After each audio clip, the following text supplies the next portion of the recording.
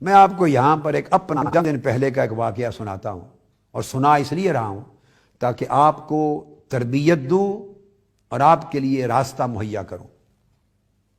آقا علیہ السلام کی سیرت طیبہ آپ کو سنا رہا ہوں، میرے ایمان کا، میرے ایقان و عرفان کا، اور آقا علیہ السلام کی سیرت طیبہ کے داعی اور مبلغ ہونے کا تقاضا ہے کہ میں ایمانداری سے اپنی یہ کیفیت تھی قلب کی وہ آپ کو بیان کروں۔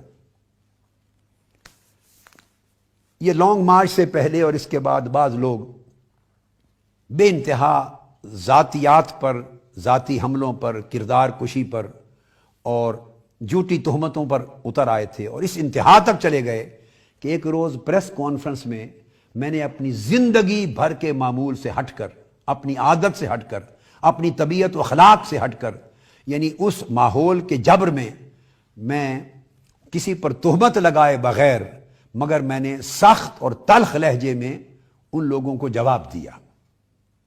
سخت لہجہ تھا، تلخ لہجہ تھا، جو میری طبیعت اور میرے اخلاق اور میری عادت کے مطابق نہیں تھا۔ ان کو سخت جواب دیا کسی حکمت کے پیش نظر۔ آپ اندازہ کر لیں، تہمت نہیں لگائی، گالی نہیں دی، گالیوں کے جواب میں، مگر لہجہ زیادہ ترش اور سخت تھا جو میرا معمول نہ تھا۔ میں اس کے بعد پریس کانفرنس کے بعد شام تک اور رات تک مجھے سکون نہیں رہا، میرے ذہن پر بوجھ رہا، اور میری طبیعت مجھ سے کہتی رہی کہ یہ تو آپ کا معمول نہیں تھا، یہ تو آپ کی زندگی نہیں تھی، یہ تو آپ کا شعار نہیں تھا، یہ تو آپ کا اخلاق نہیں تھا، یہ تو آپ کا منصب نہیں تھا۔ میری طبیعت مجھے کہتی رہی، اور میں ملال میں رہا کہ اگر کوئی لاکھ گالیاں بھی ہر روز دے دیتا اور کروڑہ بار بھی جھوٹی کردار کشی کی مہم کر دیتا، مگر پھر بھی سنت نبوی اور اسوہ رسول کے تحت مجھے نہیں چاہیے تھا کہ میں ترش یا سخت لہجے میں بھی اس کو رد کروں، جواب دوں۔ تو بڑی مشکل سے میری طبیعت پہ ایک دن رات گزرنے کے بعد یہ بوجھ اترا۔ سو میں آپ کو نصیحت کرنا چاہتا ہوں، اور میں یہ برملا آج کی رات لاکھوں لوگوں اور کروڑوں لوگوں کو سنانا چاہتا ہوں۔ میری تو ایک دن کی ایک ترش اور تلخ بات کے انداز کا اتنا بوجھ ہوا میری طبیعت پر۔ میں کہنا چاہتا ہوں کہ میری کوئی جتنی بھی کردار کشی کر دے اور گالیاں دے دے گا، میں نے اولاً بھی ان کو معاف کیا اور بعداً آخراً بھی معاف کیا۔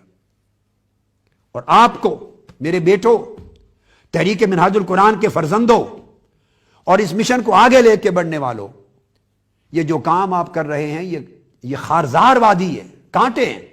ممکن ہے لوگ پھر بھی ذاتیات پر حملے کرتے رہیں، جھوٹی تہمتیں لگاتے رہیں، گالی گلوچ کرتے رہیں، کردار کشی کرتے رہیں، مگر میری تربیت اور تعلیم دے رہا ہوں آپ کو، اور میں نے خود معذرت کرتا ہوں۔ باوجود کسی کی کردار کشی اور لاکھوں تہمتوں کے، میرے تلخ اور ترش کلام سے بھی کسی کی دل آزاری ہوئی ہو، کسی کی بھی، تو میں اس سے بھی معذرت خواہ ہوں۔ میرے آقا کا اسوہ ہے، میں اس سے ہٹنا نہیں چاہتا عمر پر۔ میں نے عمر بھر اس کی تعلیم دی ہے، اقوام کو، نسلوں کو اس کی تربیت کی ہے۔ خود بھی اور آپ کو حکم دیتا ہوں کہ کوئی جتنی گالی دے، آپ گالی کا جواب کبھی گالی سے نہ دیں۔ آقا کا درس یہ نہیں ہے۔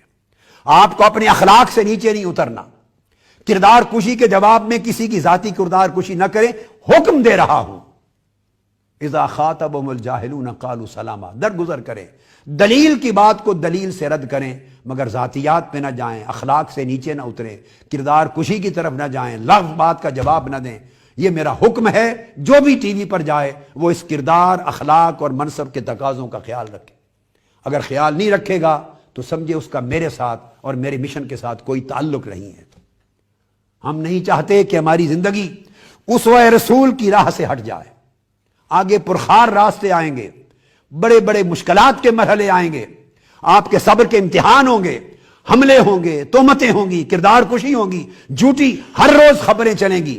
آپ کو اپنے صبر کو، استقامت کو، تحمل کو، حلم کو، بردباری کو تھام کے اسوہ مصطفیٰ کو نگاہ کے سامنے رکھنا ہوگا کہ آقا علیہ السلام نے کتنے صبر و تحمل کی تعلیم دی اور کتنے عظیم صبر و تحمل کا درس اپنے اسوہ اور اپنے عمل مبارک سے دیا۔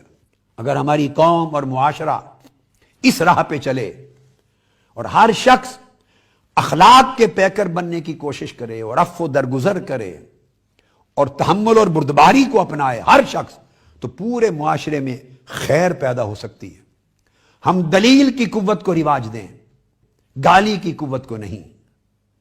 ہم شرافت اور عظمت کی قوت کو رواج دیں، تہمت کی قوت کو نہیں۔